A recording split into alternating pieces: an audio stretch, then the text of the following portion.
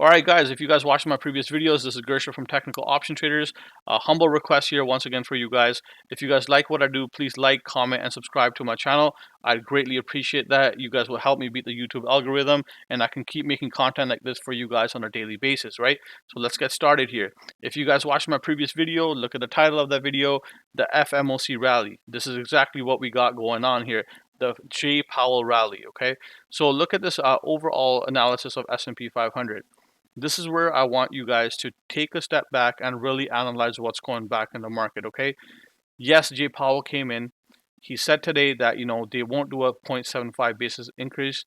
They'll do a 0.5, and if they have to take a step back, that they'll do a 0.25, so they won't be as aggressive, which is bullish. Then he also said that in the labor market in the US, per every person unemployed, there is 1.1 job available opening. So there's more jobs open or vacancies that are available right now. So technically, which is a positive for the economic sector in the US. So which is good, right? So he said based on those positive news, even if they tighten policy, it won't be a big deal if they were to tighten it, okay? So remember that. So however, looking at the S&P 500, keep this in mind. We're still below the 50-day and the 200-day EMA. Okay, price, yes, has bounced off the 404 and now it's at 425. Once again, a very volatile move, which was expected. Okay, now price is at this level, which is a previous resistance level. If it gets above, that's great, right? But this is going to turn into so what we want to see, 3 days of green, good move here. What we want to see some sort of consolidation here, and then a push above this, break this downtrend line, get above the 435, retest this, and maybe make a move higher, right? So this is the kind of move that we want to see. We do not want to get overexcited or over, analytical in our work and think that the market is just going to continue to run right now. It is not in that time frame at all. Okay, so we want to wait for levels to break and price action to confirm what is actually happening. Today was a big move, big exception. If you guys caught the move, great, congrats to you guys. However, do not get too caught up in the moment right now. The reason why I say that, let's look, the sectors are here, okay? The energy sector is up, commodities is up, oil and gas is also up, and these three sectors right here are defensive sectors. So if the SPY is up and these sectors are up with it and with the rest of the market, I'm just a little bit cautious. So I'm seeing still signs of worry here. Okay, but let's see what happens overall in the next few days. Let the price action confirm. So let's analyze the market. Let's go a little bit deeper here. So if we look at the S&P 500 here, right?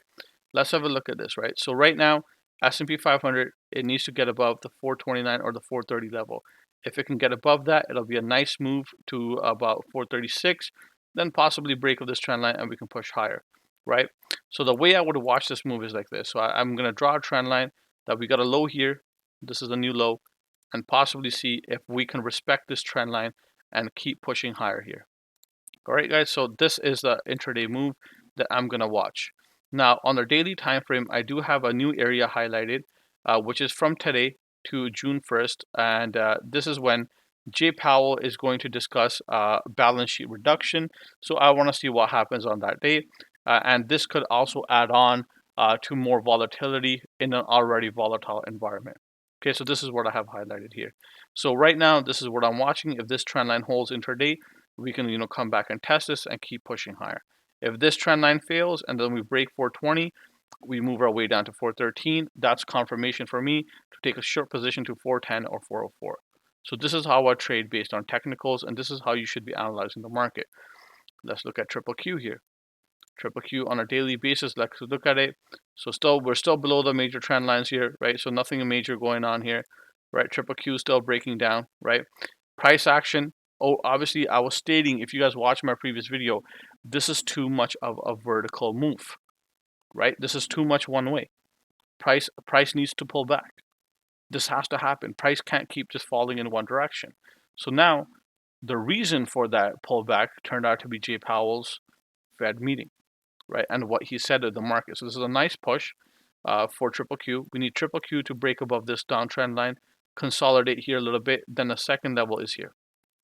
Okay, let's see how this pans out for us. So if we take the same trend line, we draw it this way.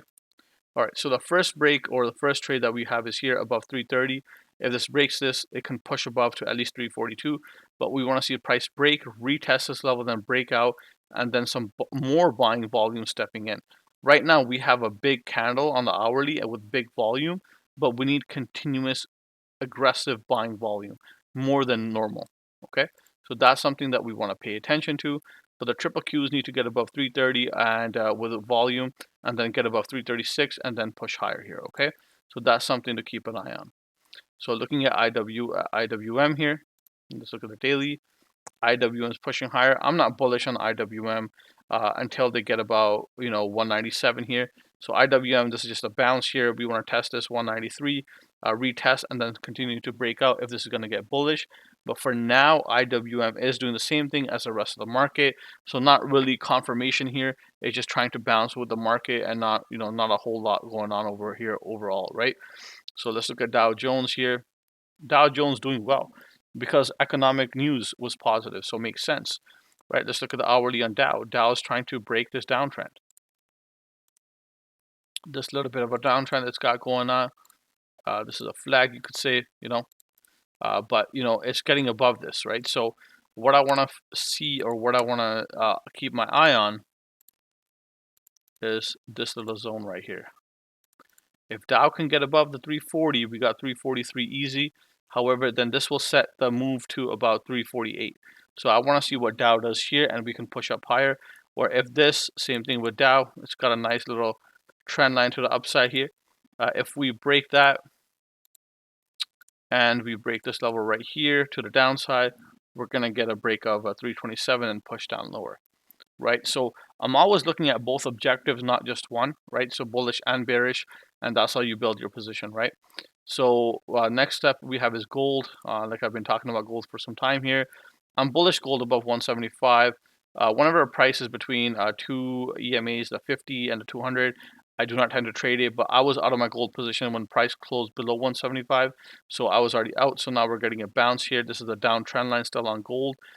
This is an uptrend line that's been holding multiple time frames, right? So if I was to go from here on a daily from 2018, gold is way bullish, right? It's not turning bearish yet.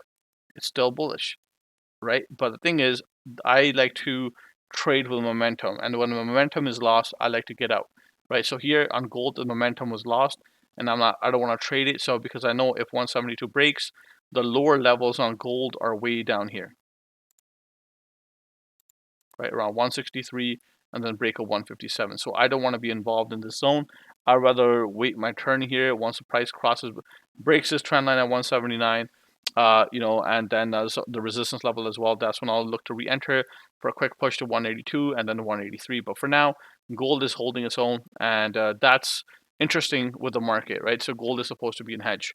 So if we look at KWEB here, looking at KWEB China, nothing really to do on China. China is holding its own trend line right now. It's starting to push here. We can come back and test this. As long as this retest of the trend line holds, we will continue to push higher. And this is a gap. As long as this gap holds, there's some momentum in China that will continue to come through. But right now, I'm hoping that we get more consolidation and we can eventually get a break of 33. But if that does not happen, we will get a trend line break and we get a break of 26 and push lower here, okay? So ARK is just pushing up with the market. Nothing great on ARK until we get above 71, right? Just let ARK be, let us do its thing, right? And the other thing is VIX breaking down. That's great. That's a positive sign. We want to see a break of 23, and I want to see a break of about 20, right? If we can get a break of these two levels, it'll be really positive. But the other thing is, right, so look, I want to see XLE here. I want to see commodities and XOP. I want these sectors to be at the bottom of the list, and I want tech, financials, semiconductors, or even like healthcare or consumer discretionaries to be up here, really doing well. If I want to get bullish on the market, but for now, as long as these guys are up here, I'm not bullish long term at all. So I gave you guys one level and telling you guys what I think is going to happen. But so far, if you guys traded this move, great. But remember, do not get complacent. Once again, if you guys like what I do, please like, comment, and subscribe to the channel. I'll really appreciate it.